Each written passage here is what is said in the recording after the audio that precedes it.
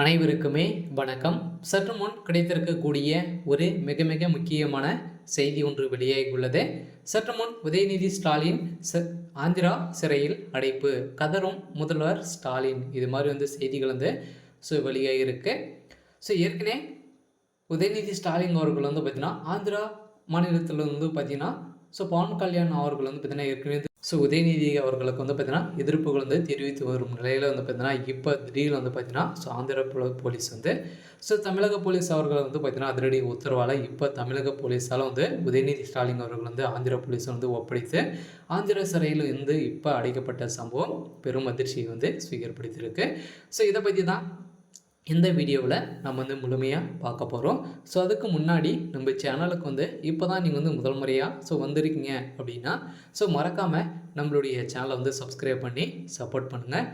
வாங்க வீடியோக்குள்ளே போகலாம். பார்த்தீங்கன்னா உதயநிதி ஸ்டாலின் அவர்கள் பார்த்தீங்கன்னா சனாதன வழக்கால் பார்த்தீங்கன்னா அவருடைய ஒட்டுமொத்த கதையும் முடியக்கூடிய அளவிற்கு தான் இப்போ சமீப காலமாகவே பார்த்தீங்கன்னா ஒரு 1.5 வருட காலமாகவே பார்த்தீங்கன்னா ஒரு மிகப்பெரிய பிரச்சனையை சந்தித்து வரும் உதயநிதி ஸ்டாலின் அவர்கள் பார்த்தீங்கன்னா இப்போ திடீர்னு பார்த்தீங்கன்னா ஒரு 2 மாதத்துக்கு முன்னாடி பார்த்தீங்கன்னா பவன் கல்யாண் அவர்களும் ஆந்திரா மாநிலத்துடைய துணை முதல்வரும் முதல்வரும் அவர்களும் பார்த்தீங்கன்னா உதயநிதி ஸ்டாலின் அவர்கள் பார்த்தீங்கன்னா அவர் சனாதன வழக்கில் அங்கங்கே பார்த்தீங்கன்னா மத கலவங்களை உருவாக்கக்கூடிய அளவிற்கு உதயநிதி ஸ்டாலின் அவர்கள் பேசிய சம்பவம் தான் பார்த்தீங்கன்னா இப்போ அவருக்கு ஒரு மிகப்பெரிய இடியாக தான் விழுந்திருக்கு.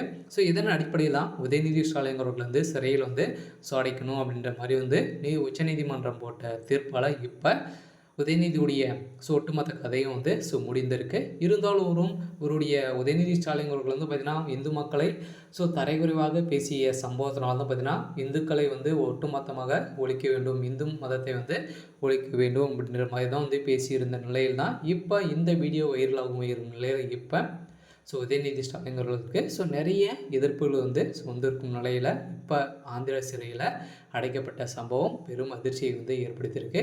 இதன் அடிப்படையில் துர்கா ஸ்டாலின் அவர்கள் கதறி அழிந்த சம்பவத்தினால பார்த்தீங்கன்னா தமிழக மக்களிடையே பெரும் அதிர்ச்சியை ஏற்படுத்தி இருந்தாலும் உதயநிதி ஸ்டாலின் அவர்கள் செய்த தவறால் இப்போ அவருடைய நிலைமை சிறையில் அடைக்கப்பட்டிருக்காங்க. இருந்தாலும் துணை முதல்வர் பதவி பறிக்கப்பட போகிறதாகவும் செய்தி வெளியாகி வருகின்ற நிலையில் துணை முதல்வர் பதவி ஏற்கனவே பார்த்தீங்கன்னா திமுகவுடைய அமைச்சரவையிலே ஒரு மிகப்பெரிய பிரச்சனைகள் உதயநிதியால் வந்திருக்கும் நிலையில் இப்போ உதயநிதியுடைய அமைச்சர் பதவி பறிக்கப்பட்ட நிலைமை வந்திருக்கு. இருந்தாலும் துணை முதல்வராக பார்த்திங்கன்னா அமைச்சர் துரைமுருகன் அவர்களுக்கு தான் கொடுக்கறதுக்கான வாய்ப்புகள் இருக்குது. இருந்தாலும் உதயநிதி அவர்கள் சனாதன வழக்கால் அவருடைய ஒட்டுமொத்த கதையும் இழந்திருக்காரு. இருந்தாலும் என்ன நடக்க போகுது அப்படின்றத வெயிட் பண்ணி பார்க்கலாம்.